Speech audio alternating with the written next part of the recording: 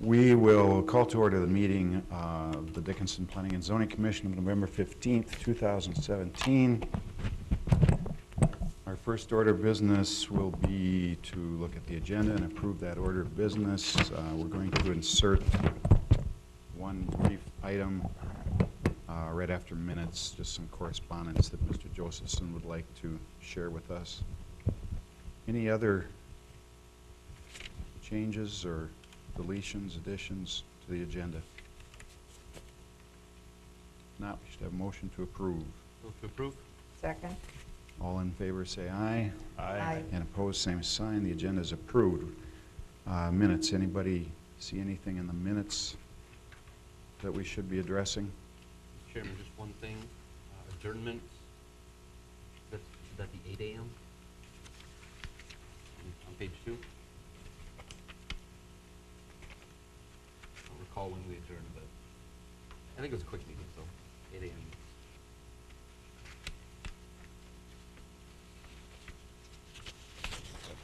Page 3.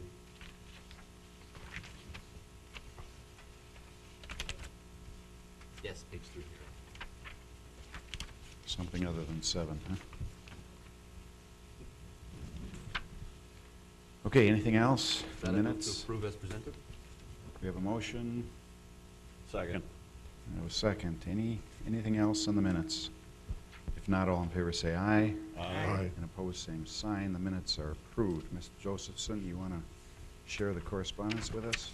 Yes, thank you, Chairman Jackson. We received a letter, is dated November 7th, 2017, from Ricky Rarich, and she is the program administrator for the State Renaissance Zone program. And it was just notifying the city that the state has acknowledged approval of the proposed amendments to the city's Renaissance Zone expansion and amendment. Just wanted to share that with you. And this will be in effect until we're up for renewal, which is in July 1st of 2019. So next year, we will probably, more than likely, we'll be starting on the renewal. But I just wanted to share that with you. It was a process, and we got it done, and the state approved it. Good. Congratulations, Steve. I know you've been working hard on that.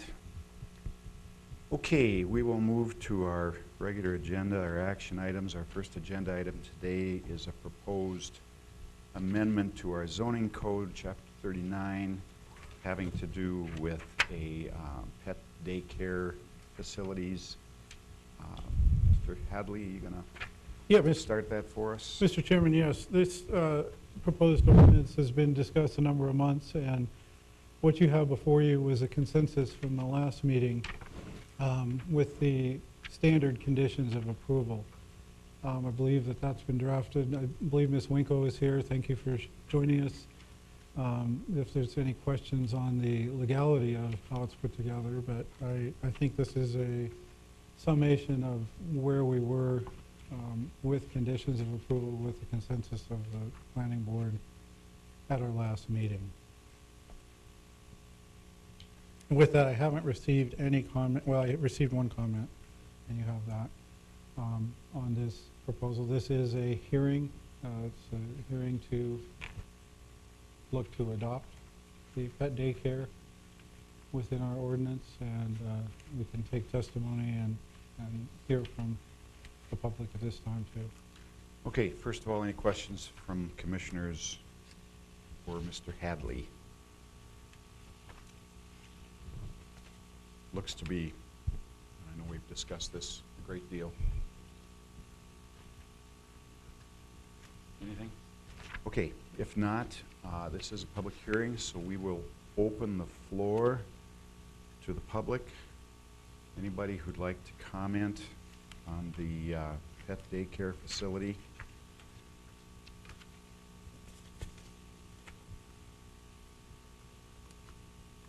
Ms. Winkle, I should ask if you have any comments on the ordinance before we go to public hearing.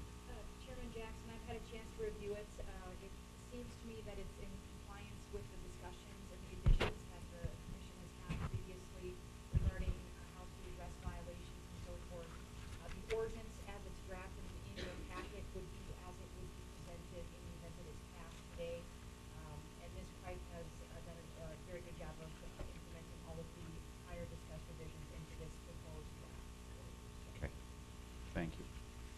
commissioners have any questions for our legal counsel? All right, now we'll open the public hearing. Anybody who has comments or questions, please step forward, state your name, and give us your comments. Anybody from the public?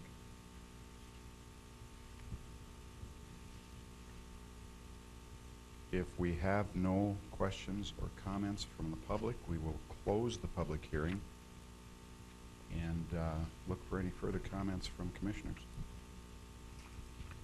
Mr. Chairman, Mhm. did you say that there was a public comment that we have in your packet? Yes, there was one that was emailed to you, Was I that believe. emailed? Yes. There was one comment 2 days ago, I believe, Brandy, wasn't it? We emailed out. Yes, we did receive an email a couple, Yes. 3 days ago. They had a concern with In pet opposition, daycare in yes. residential zones, and I believe the lady was a realtor in Dickinson here. Mhm. And we don't have that, that I can find in front of us this morning. That should be made a part of the record, I would presume. We will definitely include it in the packet that moves forward, but yes, we did receive that one. Okay. We can probably go get it if you'd like to have it now. Everybody know the comment we're talking about? The email? I forwarded, it was sent to me first, and Yeah, I forwarded that's to right. all of you. That's right. Okay, anything else from commissioners? Any Mr. comments? Chairman, if I could interject, just to clarify one thing, the number 1 through 21 conditions, just for the public and then for us, those are going to be standard conditions on all applications that come in. So those will be the requirements that start the discussion for all of the future applications for pet daycare within the city of Dickinson. So that doesn't mean that there won't be more conditions based on where they're asking to locate, but these 21 conditions are going to be applicable to all applications that come in. Just wanted to clarify that Okay. and make sure that everybody was understanding that. And Mr. Chairman, they still have to be pre-approved by the special use for special use, right? In addition to these That's correct.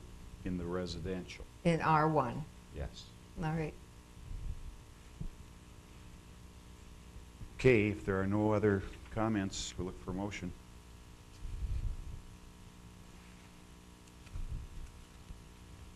I would make the motion to approve. We have a motion to approve this zoning amendment Second. and a second. Any further discussion? Not, all in favor say aye. Aye. And opposed? No. The motion carries. Okay, we will move to our second item, which is another zoning amendment to our zoning code. This one having to do with the airport and an airport overlay district. We've also discussed this a number of times and seen presentations. Mr. Hadley, you want to just a few words of introduction? Yes, Mr. Chairman, I'll just open it up. The airport overlay has been worked on for about a year now, and we had 2 representatives from this board, Shirley and Scott, that were on that board, and I believe it went through the process. It took public comment, amended the plan accordingly, and came forward through a number of public forums, not just this board. And it seems like it's a good act to move forward to preserve our airport. We're lucky where the airport is in our community, even though most people might think it's a little far out of town. It actually gives us the ability to plan to it and the airport to plan itself. And so most communities would love to have this opportunity that we have in place at this point. How it affects the city ETZ is minimal as far as where our ETZ goes and the uses that would be there. Stark County actually had more impact, obviously, to their land use discussion. So with that, I believe Matt is here to provide any overlay. The ordinance you have in your packet is a draft ordinance. It will be in final form when it goes to the city commission.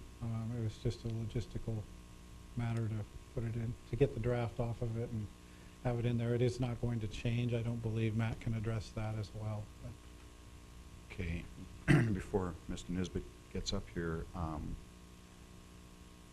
can you tell us where this is in the county process? I believe the county is I can completed add- with it, right, Stephen? I can answer that. We approved it yesterday at our county commission. Yeah, and we approved it at county planning and zoning, Mr. Chairman, so. Okay. All right, Mr. Nisbet, thank you for joining us. Thank you, everyone. If there are any specific questions, I can definitely take that. We had a sample zoning ordinance drafted based on the findings of the Joint Airport Zoning Commission. And, you know, as Walter mentioned, I think it's getting through the final steps to be incorporated into the city zoning ordinances. But I'd be happy to take any questions anybody might have.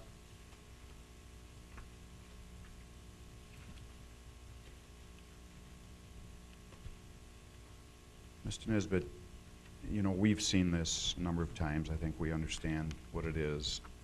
But for the public, can you just give us a broad brush summary of what this does for our airport? Yep, I'd be happy to. You know, some of the big reasons are protecting the flying public, the people on the ground in the vicinity of the airport. Another thing that might not be as well known is that in order to receive federal funding, airports and airport sponsors need to take appropriate steps to protect the airport, and you know, the zoning is the preferred method to do that.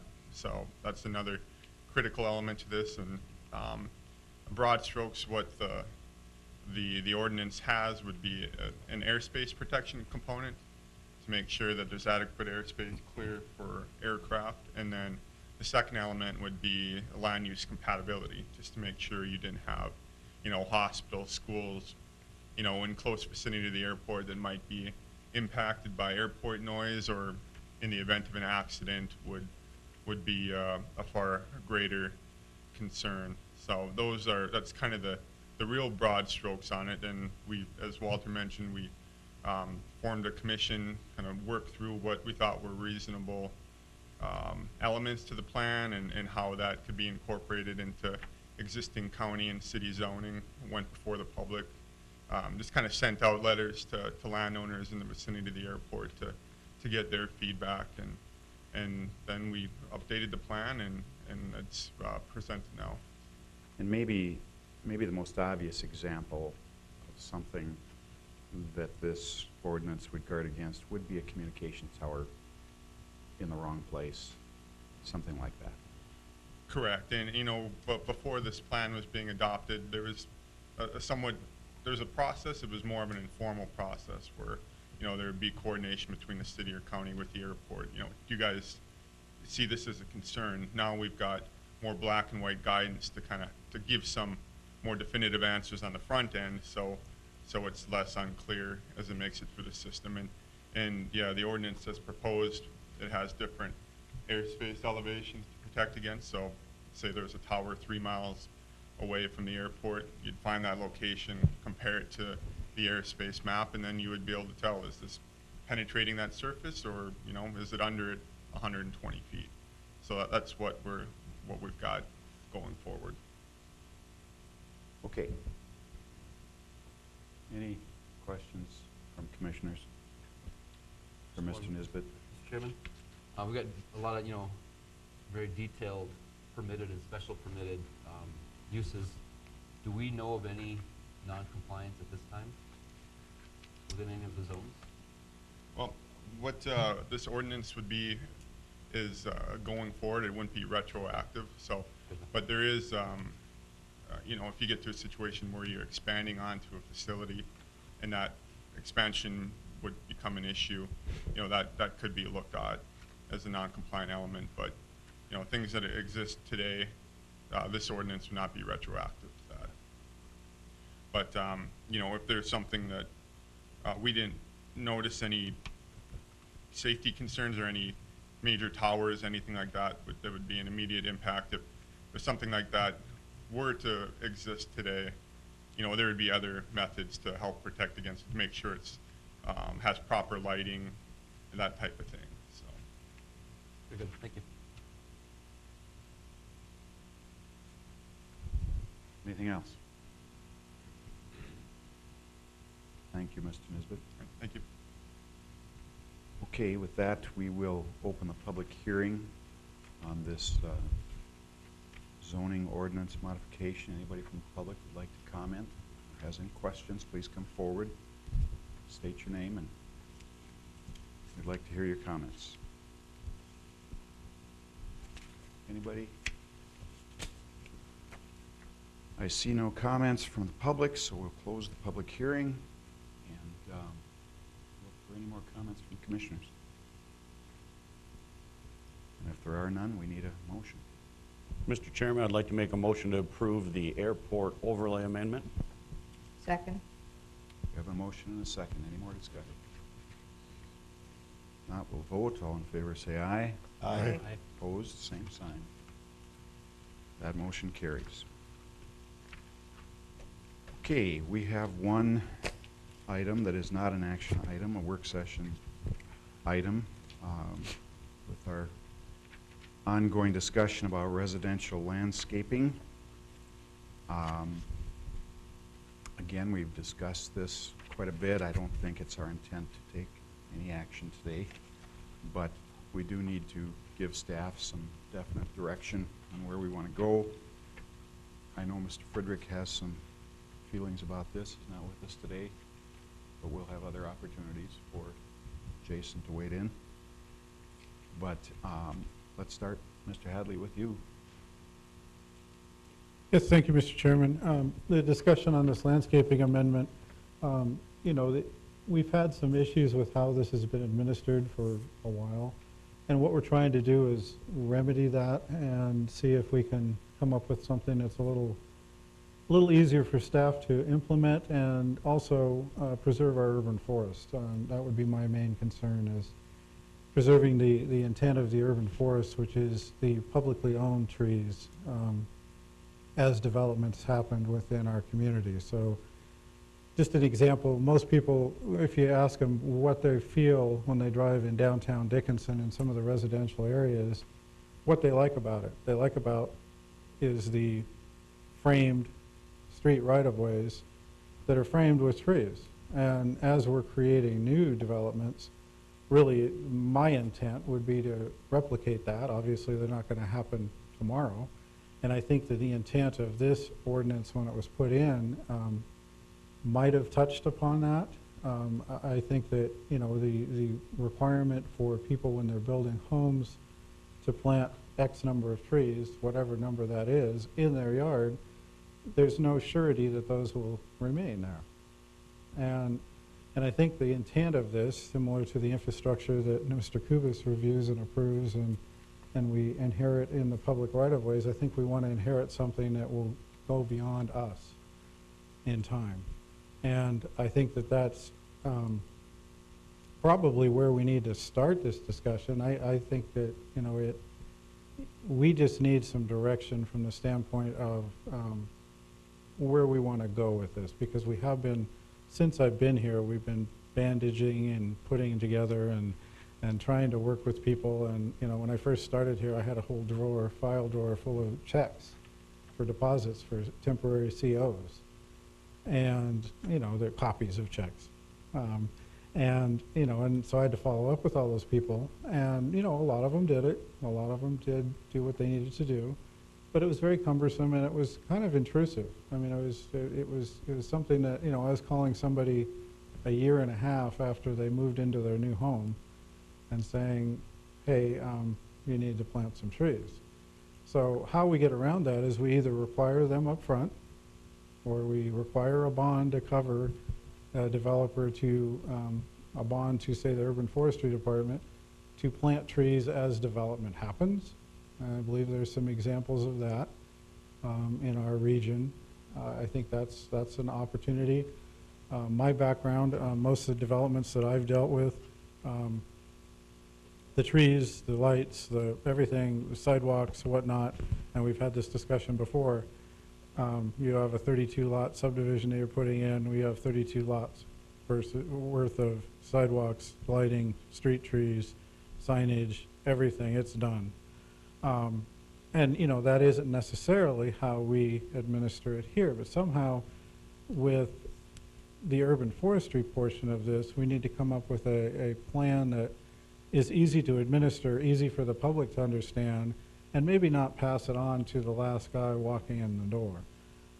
Because similar to sidewalks, there's no guarantee that in that 32-lot subdivision that we have one of them that's sitting in the northwest part of town right now, that it might be a number of years before there's development there. So, you know, where do we draw the line? And maybe we have a bond that covers urban forestry and trees in that area, and maybe we just slowly put them in along the major access point to that development and call it good until development happens in there, and then we start planting them in there.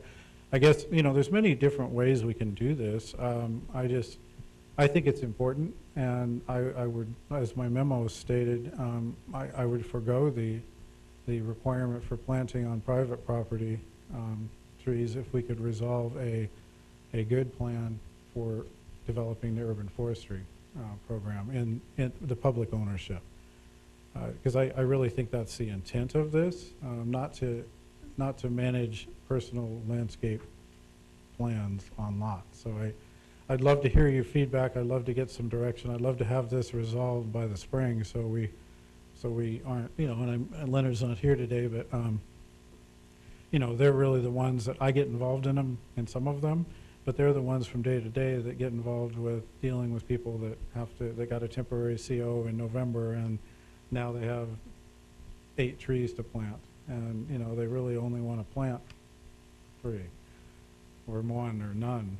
And so I think that, you know, we just processed that Riverfront Estates subdivision, and they actually had a plan for lighting, for trees, some of that were incorporated on their lot, some that were incorporated in the right-of-way.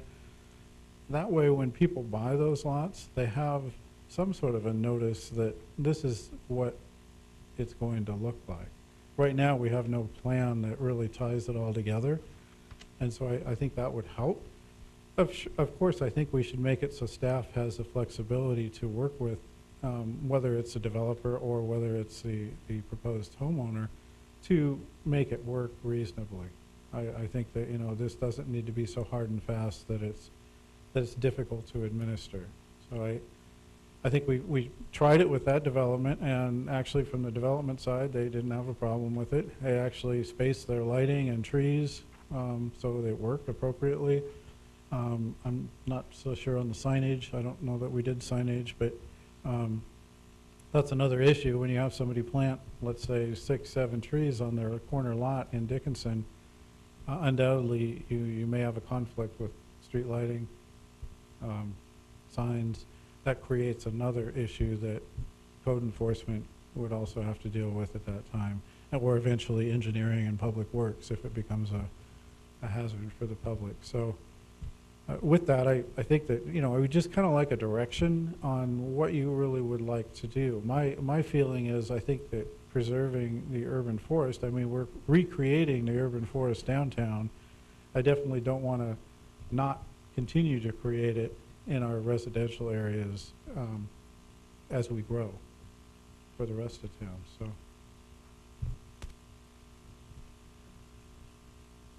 Okay. You know, just in a spirit of trying to head the discussion in a certain way, as I looked at it the last couple of days, I'm seeing 3 big questions here. There's other detailed things that probably have to hash out, but the 3 big things I see are how many trees and where, and then this issue of a developer being required to do the trees, and then the enforcement part of it, whether it's bond or CO or whatever it may be. Personally, in a perfect situation, I think our community would like to see trees in a boulevard when homes are built. Now, I'm not sure everybody agrees with that, but that's where I would come down. But with flexibility to do something else when needed. There are some cases where it's just not gonna work, so you need that flexibility. I'm still struggling with the idea of a developer having the responsibility. I think that development in Dickinson is so erratic, the kind of economy we have and the stop and start nature of development here, that I just don't know if it works to require it of a developer. It seems to me it should be the home builder as he builds the home. The last issue on enforcement, I don't know if I have an opinion on that. Then it gets to you guys as staff as to what works the best. Bond sounds cumbersome to me, but yet I get the feeling that that's what you guys think Well, is I the think, easiest. sorry.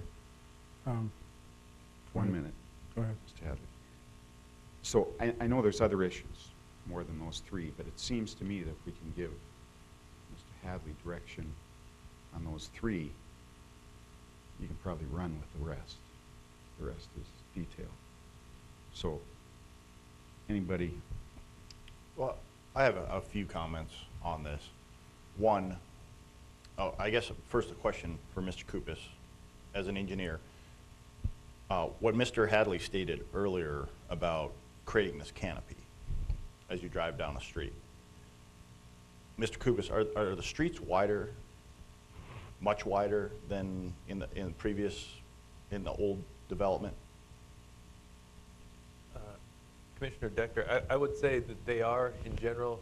If you look at these streets around City Hall to the north, a lot of them are 32, 34, 36 feet wide. Our new streets are 40 feet wide, and typically on a 66-foot right-of-way, where most of the older streets were on a 60-foot right-of-way. So, to me, that's the big difference is the width and right-of-way allows for more room in the boulevard, even with the wider streets in some cases.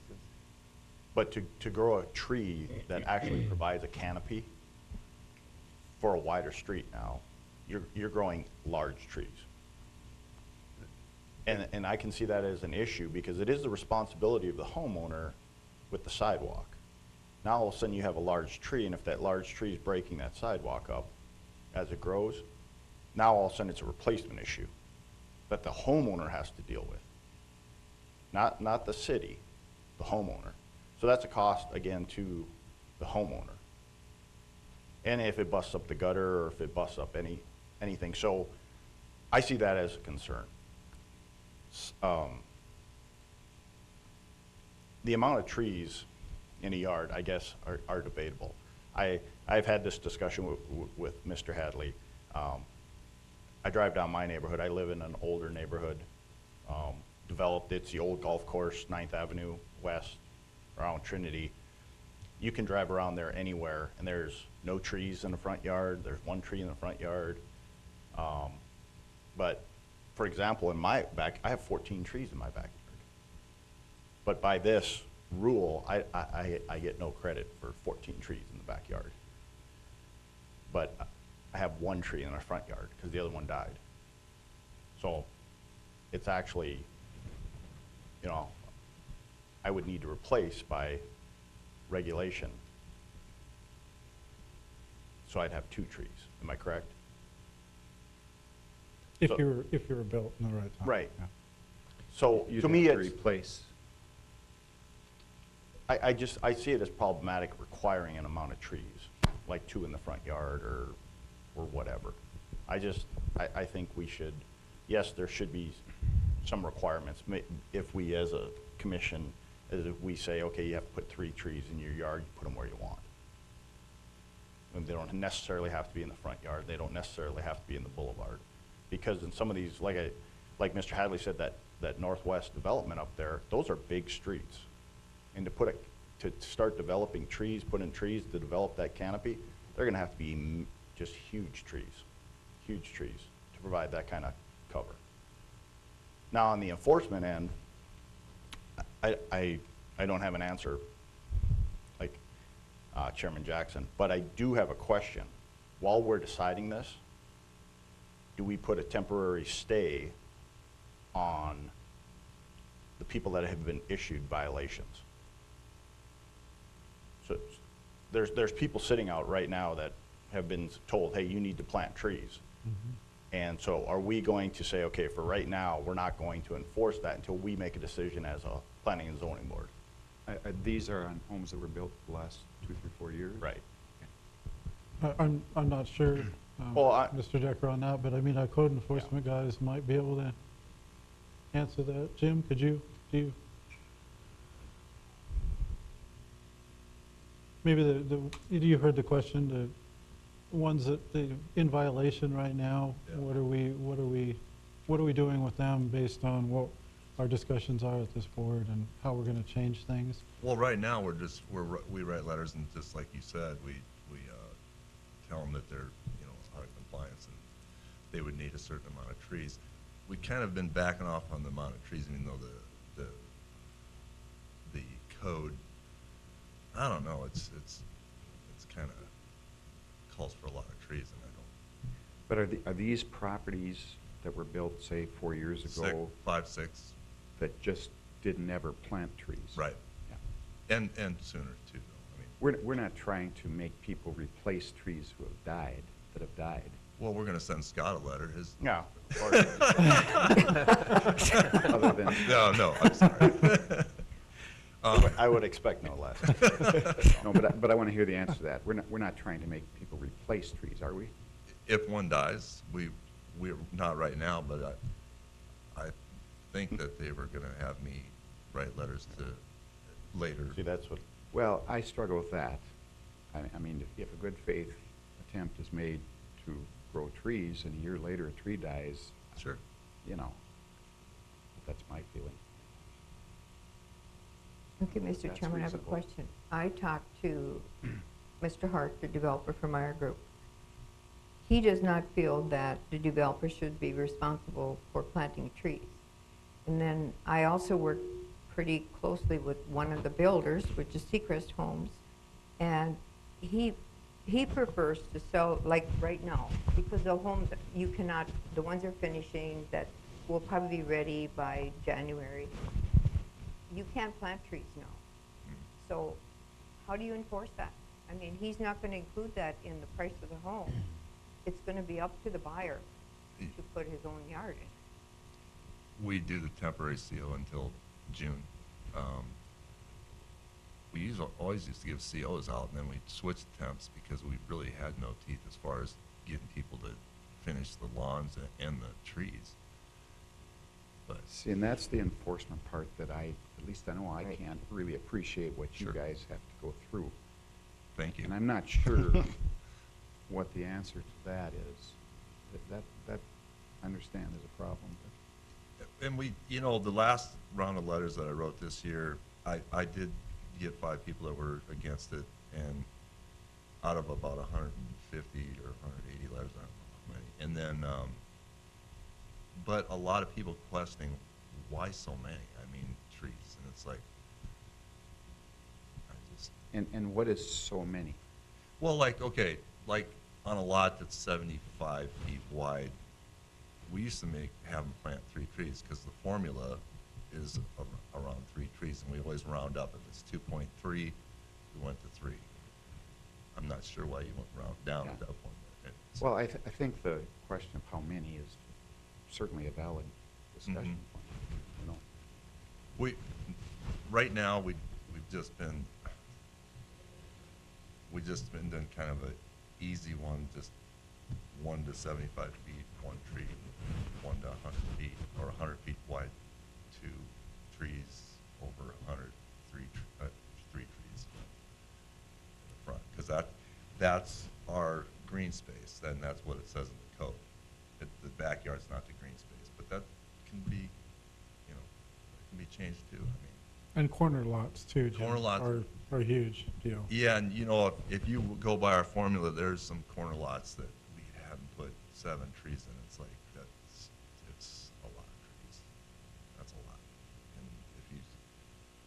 Jim, I also have a question for you on these narrow lots, 75, okay. And it's a triple garage. Well, there's only one little space left where you can even plant one tree. And I think the reason why we kind of, as you widen that, you take away our green space. So it's like, no, don't get it so wide, because that's our green space. And so then we didn't want to take away from that, just because they make a wide driveway. That's what we were looking at. But see, I'm not a good one for the building department, because I'm not really a fan of the tree thing. But I feel like we ask people to do some off-street parking, so we should compensate them somehow.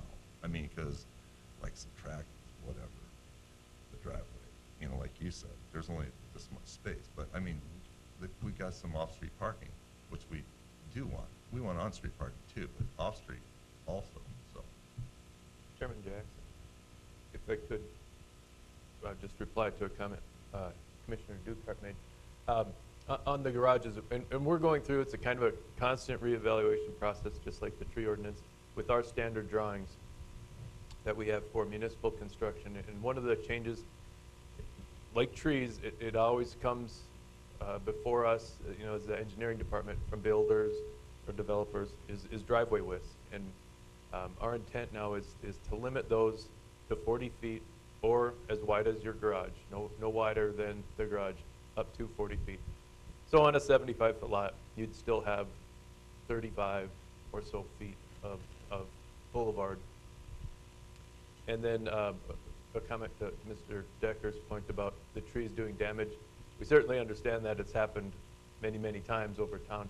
And we do have some preferred trees that we point, homeowners towards, especially if they're planting in the boulevard, that try and, they're just more of a taproot type tree, an oak tree or a linden tree, that don't tend to have the roots that branch out, and it's never a guarantee, but to try and limit some of that damage to the concrete work. Most of that damage you see, there's one species of tree that gets planted a lot. But if you're going for a canopy tree, it tends to be a much larger tree. Yeah, and the word canopy suggests hanging over the whole street. And I don't know that we need to accomplish that. Well, I don't think so either. I don't think you can accomplish that. Yeah.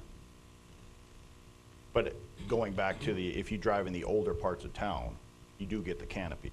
But you know what's hanging, what tree's sitting there providing the canopy. It tends to be a cottonwood that's sitting there, and it's pulling everything up and breaking sidewalks and gutters, and it's a big tree.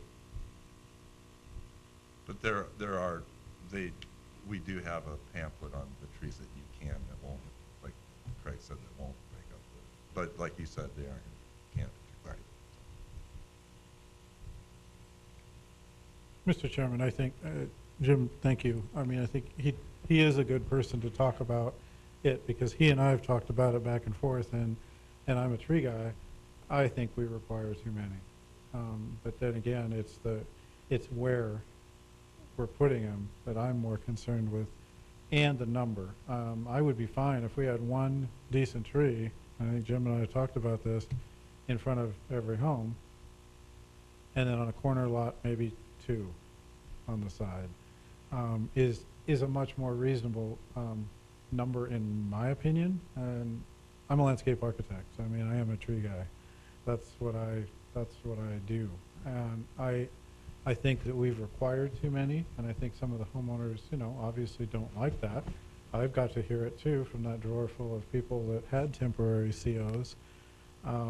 That, I think that we want to, and the other question is, do we want to regulate Mr. Decker's landscaping in his yard? I really don't want to have to come to Mr. Decker and say, you need to plant more trees in your yard. We have control over the right-of-way, and as part of a development, that's fine. Like Riverfront Estates, they have a combination of one tree in front of each home and a couple trees in their front yard. And I think you've seen that plan too. And it actually works. People are on notice, they do it. Now, 5 years from now, 10 years from now, I guess the direction to enforcement would be, are we really going to go after that person that in a 1999 plan, let's say, they were required to put in a tree in their front yard? Are we really going to require them to put that tree back in their yard? Might be 2 or 3 owners, surely might have sold the house 3 times by then. And, you know, those people are going to have an idea. Most people realize that if it's a tree in the public right-of-way, it's kind of a tree in the public right-of-way. It's no different than the fire hydrant, anything else. They know, yes, it's theirs because it's in front of their home, but it really isn't theirs. And so that's kind of where we've been with this, is we've required it on private property and then tried to follow up with it on private property, which is, it's a great thing if everyone is on board. But I don't know that everyone's on board from, you know, from the 180 letters. It's a good thing Jim's a nice, big, strong guy, because I think he'd probably get beat up otherwise. You know, he has lots of people that, you know, and I've kind of gotten a few conversations also with folks, with Jim. I just think that we need to be realistic, and I totally agree with you, Gene, in that it needs to be something that's flexible enough that allows us to work with people to come up with a solution, to not make this such a big issue. It's a big issue in the big picture for the city, for how we're gonna look 40, 50 years from now. It shouldn't be a huge issue every time that there's a building permit issue today. That's how I see it. You know, there's definitely different schools of thought. I flew into Fargo a week or 2 ago here. We came in from the south, and it was very apparent that the new areas in Moorhead all had nice, big, wide boulevards, sidewalks. In the new areas in Fargo, there's no sidewalks, narrower streets. Generally, you know, there were exceptions to both. And I do think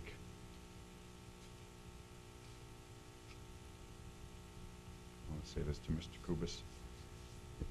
You weren't here for the last meeting, but I think we got to look at the width on our boulevards somehow, either with a change in street widths or right away, and somehow try to. I think these little boulevards are just not cutting it. It's certainly a discussion. I think we had, you know, going back several years at the comp plan about wider right-of-ways, which, of course, the developer end of that, they don't like giving up that square footage that they're intending to build on and sell as buildable. I think Bismarck's having that discussion right now with narrower streets, and you know, that's the less infrastructure we have out there is less to maintain. And then you have a winter like last year, and it kind of slaps everyone in the face against it. We need every inch we can get on our streets, in our right-of-way somewhere, and whether that's accomplished by a wider right-of-way or narrower streets. When you have those winters like last winter, and we had it easy compared to Bismarck and Minot, those boulevards are extremely important. I mean, the trees are almost a side benefit of having some extra room for trees to grow in the boulevard when we need the snow storage space. So, a narrower street, I think it's a discussion we could have.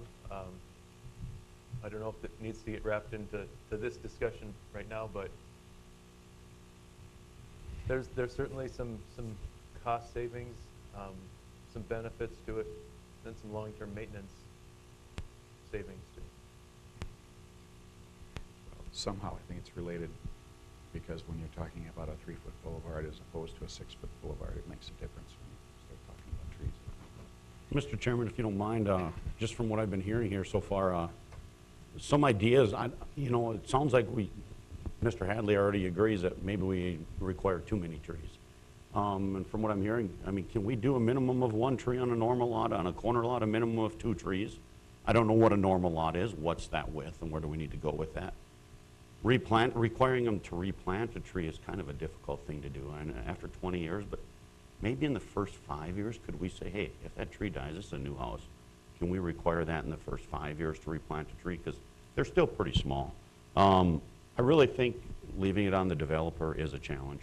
I think the onus needs to go to the property owner. I think that's important. I don't know how do you enforce that. That's a challenge. We have to have some teeth in there, and I don't think I think we can figure that out. I also think we should have a list of acceptable trees. What's acceptable? I mean, that should be easy to put together.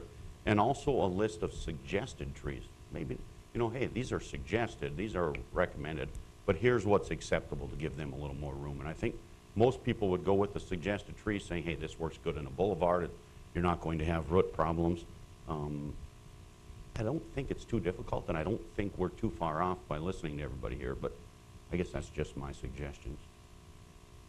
Mr. Chairman, to what Mr. Karski said about acceptable, are we then saying, no, you can't plant this? Yes, I think we're right, because in a boulevard, and a weeping corrigana, I mean, that's a little tree that's about this big, that does nobody any good. But you're talking about the boulevard. I'm talking about, are we telling them what's acceptable for their yard? Yes. Well, I would I guess totally disagree with you. Okay, I'm going to agree with you there. Maybe I mean- acceptable for the boulevard, but the rest of the yard, Right. that's their option. Because it's my property. I should be able to plant what I want. Yes. I agree with you. You know, That's too much control. you know. Yeah, but the boulevard, there has to be some acceptable trees. Yeah. And I believe Bismarck did that when I lived there. They had acceptable trees for the boulevard, so yes. I think it's, for us to go onto the property. Now, if there's some reason that a new home can't plant trees in the boulevard, and then you say, okay, go ahead, plant in your yard, maybe you should have some input in that kind of a situation. But otherwise, I don't think we can go into a yard. Not even the Right. boulevard, you're saying? No, the boulevard, yes. Okay, I agree. Yes. I think what Gene's referring to, we have some areas that don't have boulevards, obviously, and these requirements still apply. Well, and I think you have situations where maybe you have utilities or something else in a boulevard that you say, okay, put it on the other side of the sidewalk. And then maybe the city still has some control when you can't put it in the boulevard. Another thing, Mr. Chairman, we want to make sure that we have enough water. Mr. Kessel gave a report last week at a meeting I was at that we surpassed our water limit this summer. So we were this close to being rationed for water. So what'll happen next year if we have another dry year? You don't know. So Isn't that being taken care of? trees with need water. infrastructure? Well, Southwest Water's capacity is being taken care of with their expansion project. I don't know the deadline for that completion. They'll still probably contractually need to change Dickinson's allocation. We're only allocated, and correct me if I'm wrong, Mr. Kuvis, 6 million gallons a day. Correct. And then we got close to that a few times, so.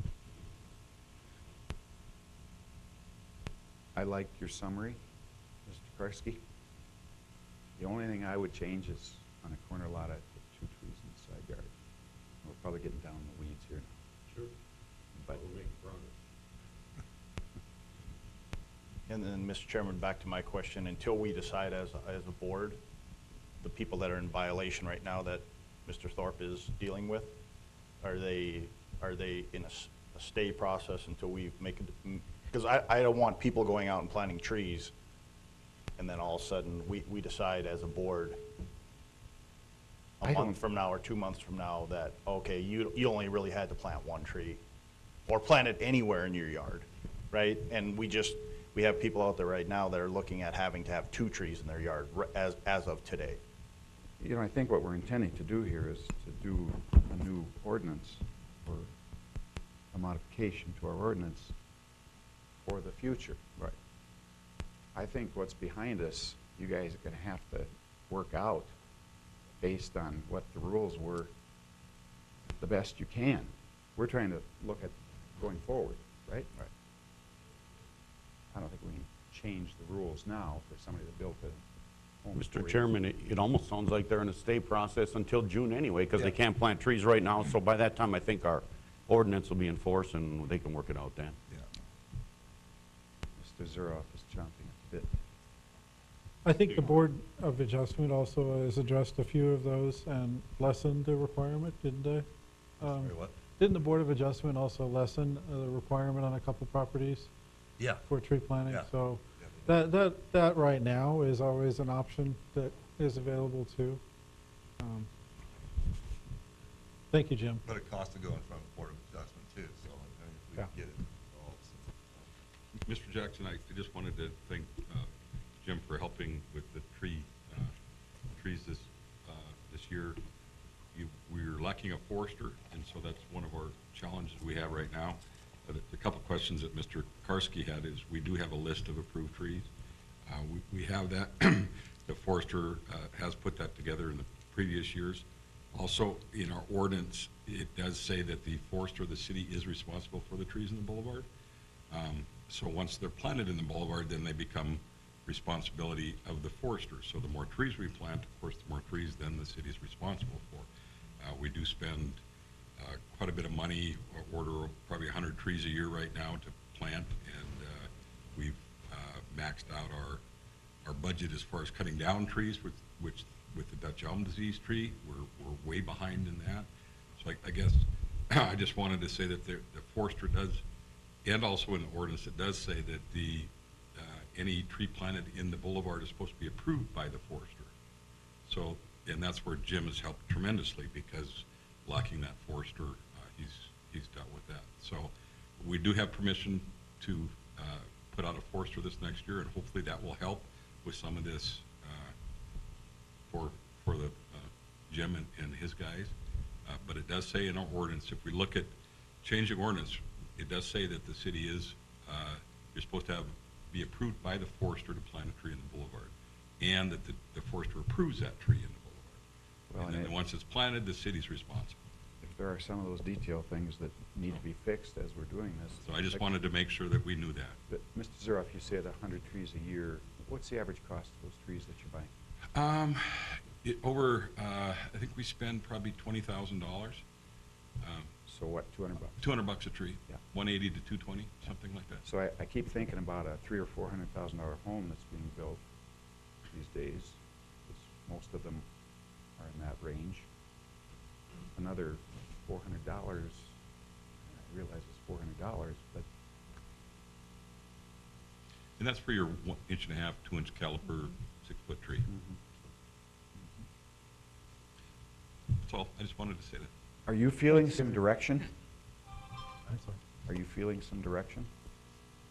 I am, except for on the private property. I think we're still kind of struggling on whether or not we're going to be doing that to meet the requirement. If we're not, which I'm fine with, Be more specific now. You mean, if we don't, if someone wants to plant their required trees in their yard, other than, and not in the boulevard? right, if there's not a specific reason why they shouldn't.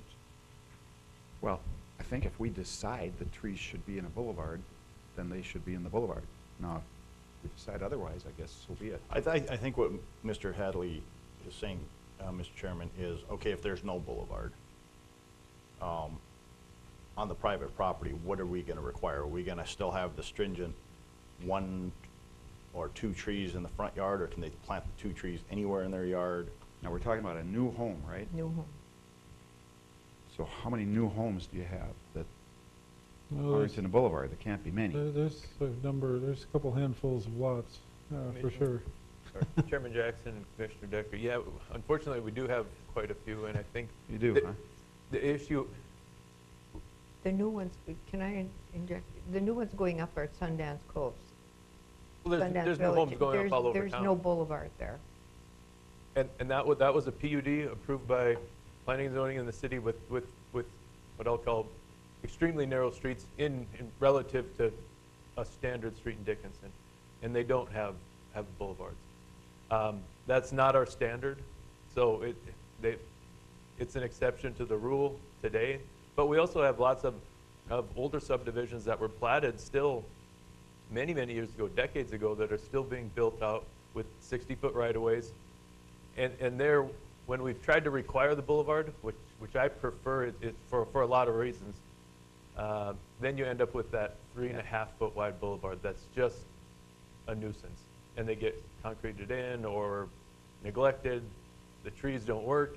On today's standard, and again, we always have to deal with the past, but today's standard, 66 feet, a 40-foot street, a half a foot of curb on each side, a 5-foot sidewalk on each side, a half a foot behind that sidewalk so we don't disturb property pins, it leaves you a 7-foot boulevard. So I think that's a pretty reasonable width of, it's enough grass to make someone have it be worth their while to maintain it. So those subdivisions I'm seeing that do have 3.5-foot boulevards, those must be 60-foot right-of-ways. Those are either 60-foot right-of-ways, or sometimes it happened, the neighbor, which was maybe a house from the 70s, just put their sidewalk where they put their sidewalk, and it wasn't close to the property line. They wanted a smaller boulevard, and the next builder just matched that sidewalk instead of Okay. making the jog and putting it Okay. closer to the property line.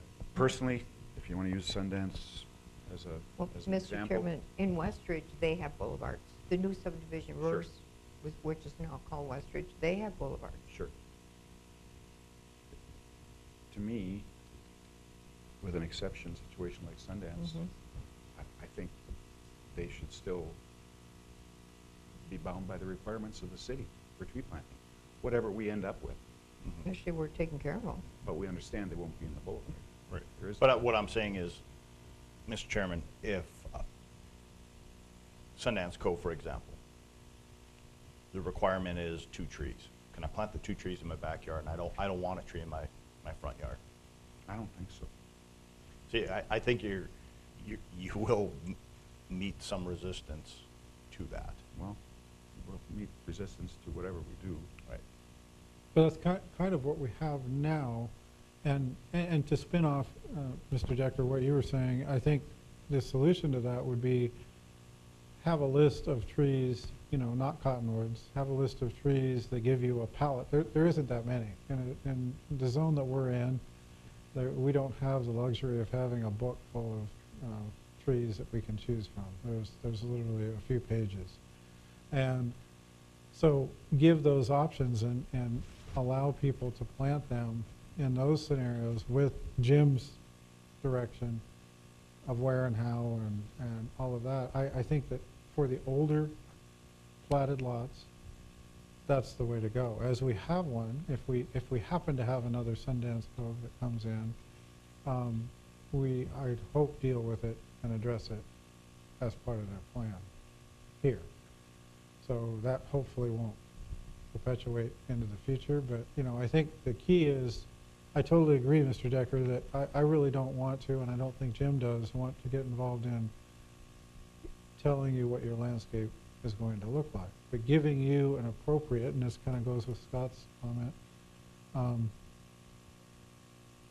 giving you an appropriate palette of trees to use is, I think, within our preview, because if we put it adjacent to the sidewalk, adjacent to the water lines, adjacent to whatever, if we start putting cottonwood trees and whatnot in there, those are not good mixes for those particular areas. So we would have, it's kind of a refined version of that, where we give you a refined palette of trees. These are the ones you can do that we could live with, that aren't going to destroy everything. Would still give you the opportunity to have your own choice and do what you want. But I still personally would like to get out of the front yard landscaping business for the residents in town. If they don't have a boulevard, though, it sounds like we still have to be maintaining that contact, but maybe loosen it up a little bit. I think Jim's done a great job as far as working with. There's only been a few people that have been upset that he wanted me to kind of come in and sit with him and talk with and just try to work out some problems that they were having. So I think most people are reasonable when it comes to that, and they see the need for it, but as long as it's not overreaching, I think we'd be fine. What about the, when you talk about enforcement, I think I'm hearing that if a tree dies a year later, we're going back and telling the landowner the property owner he has to. That's correct. I'm struggling with that. I mean, I guess it'd be nice, perfect world, but Mr. Chairman, Right. just to interject, from a legal perspective, obviously the retroactive nature of any sort of enforcement going too far back obviously should give the city a little cause for concern. So I think it would need to be something moving forward. Obviously, if certain things are in the works and that they're pending, that's a different story. The other thing, too, that I would mention is when it comes to a situation where someone is just willfully not complying with the requirements, whether they need 1 tree or 2, I think there needs to be something in the ordinance that gives the city some teeth as to how to deal with that. It's very similar to a situation if someone's not in compliance with not hooking up to water and sewer, or they have garbage in their front yard. So there's some mechanisms and some enforcements, whether that's fines or fees or coming in municipal court because you've been charged with a violation. I don't see anything like that in the existing code section. So that is a possibility and a mechanism that the city would have available to it to deal with some of the code enforcement issues and get these people to recognize that there's an issue and that they need to deal with it, whether that's through city court or an administrative fee or whatever. But I think that's something that the city could explore as far as dealing with a situation where someone is just simply not complying with the fact that they know they need to have some sort of tree planted in their yard, or whether it's in the boulevard or whatever. I think you can tailor it to fit the circumstance, but I think it's an option that the city could explore long-term regarding enforcement ability issues. thank you, Ms. Wyckoff. Scott, what was your reaction to the replacement thing? Well, I continue to go back to it, it's my personal property. And I don't have, If I could interrupt you, let's talk about in the boulevard. right, I don't have a boulevard. I Right, understand, but in the straightforward case. where Right, there's a in the boulevard, I think the tree should be replaced. At the property owner's expense. Well, right now, we're doing it at city expense, if I'm understand correctly. Am I right in that, Mr. Zaroff? We're replacing it at the city expense in the boulevard? Yes, that's what it sounds like. Yes. So you're thinking the property owner should? In the boulevard? I would say I don't have an opinion on that right now. I need to look into that a little bit more. But I'm more concerned with what is my property and what the city's gonna, what Mr. Hadley says, we're in the business now of driving around and enforcing what's on people's personal property and saying, okay, you had a tree die out, you need to replace it within a year. I think the code enforcement, they have a lot more things to do than drive around and checking people's dead trees. I Yeah, right. absolutely agree with you. You know, so when it comes to personal property, if we write the code that says you just have to have 3 trees wherever, if you don't have a boulevard. That's there's not a whole lot of subdivisions like that. You know, the Sundance Code would probably be that. I wouldn't be opposed if somebody out there would say, I want to plant all 3 of my trees in my backyard, rather than having it in the front yard, one in the front yard, which I think we're requiring now because those are pretty narrow lots out there. I mean, that's my personal feeling on that. Yeah, sure. But when it comes to the boulevard, I'm tossing back and forth which way should the landowner replace it. But we're telling, okay, if the landowner replaces it, and we say that's their requirement to replace it, but you're only gonna, to your point, buy these trees.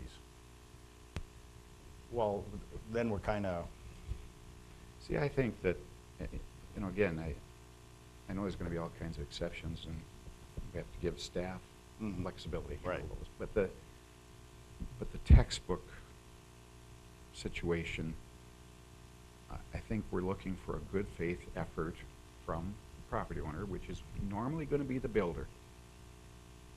Comes right down to it. It's gonna be the person building that home has to plant the 1 or 2 or 3 trees.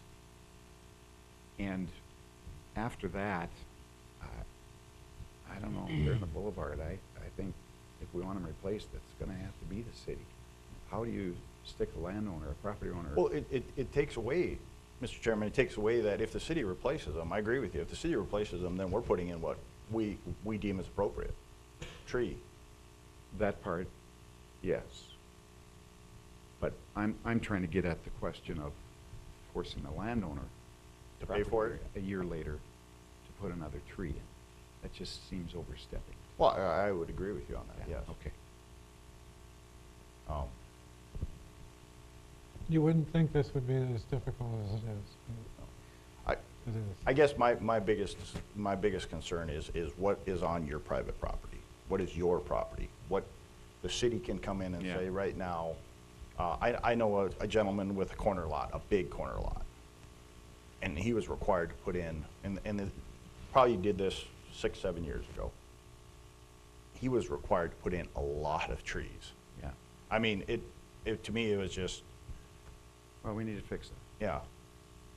You don't need that many trees on your lot, but it was a requirement. You had to put them in. It was part of the landscaping, and then all of a sudden it changes everything, how you do everything in your yard when you're requiring that many trees.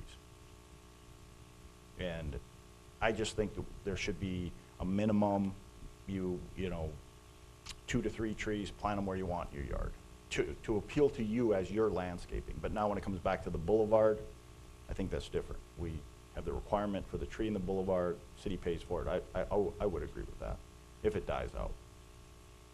How about, Mr. Chairman, sorry to interrupt, how about I know that they did this in Bismarck also, if on a replacement, I believe it was, it cost the city how much to replace a tree? I mean, it's, you said 220 or 180 to 220.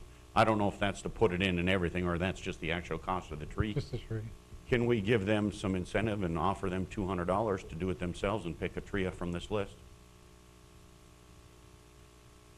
There are other communities that I know that's offer been that. done, and yeah. it worked pretty well. I used that Yep. back in Bismarck, and it worked pretty well. The tree itself costs from 180 to 220, so it doesn't include labor, doesn't include planting it. Some people don't know how to plant trees.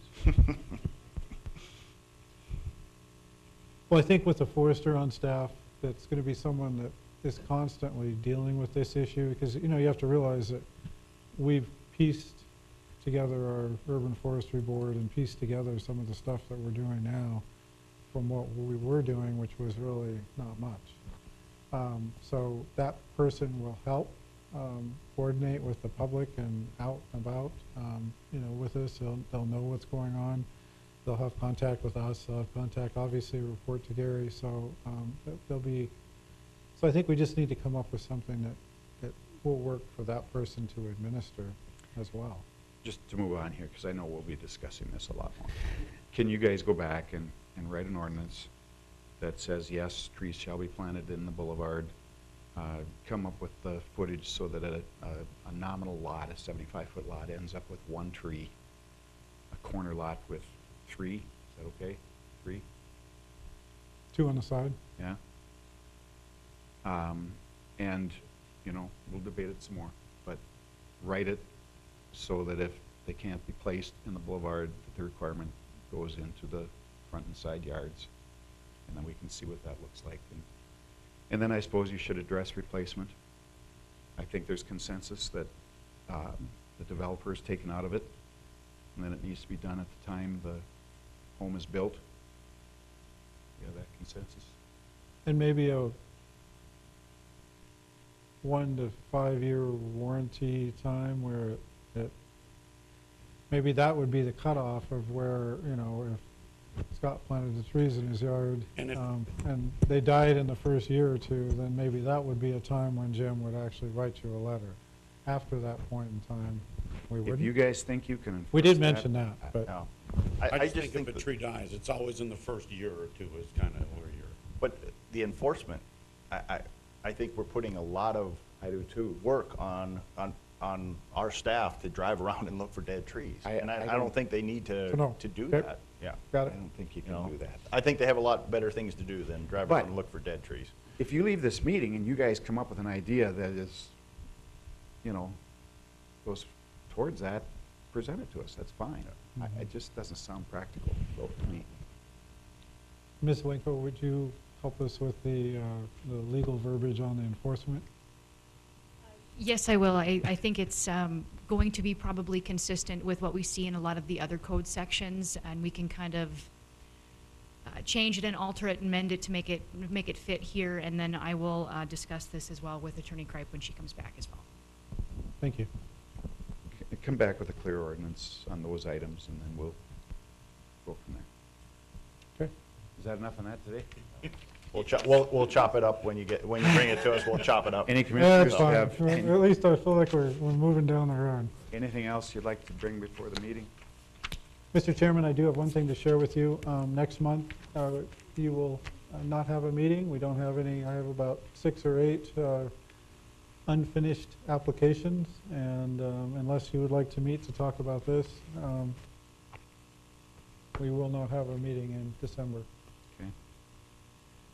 Anything else? Need a motion to adjourn? So move. Second. We are adjourned. Thank you.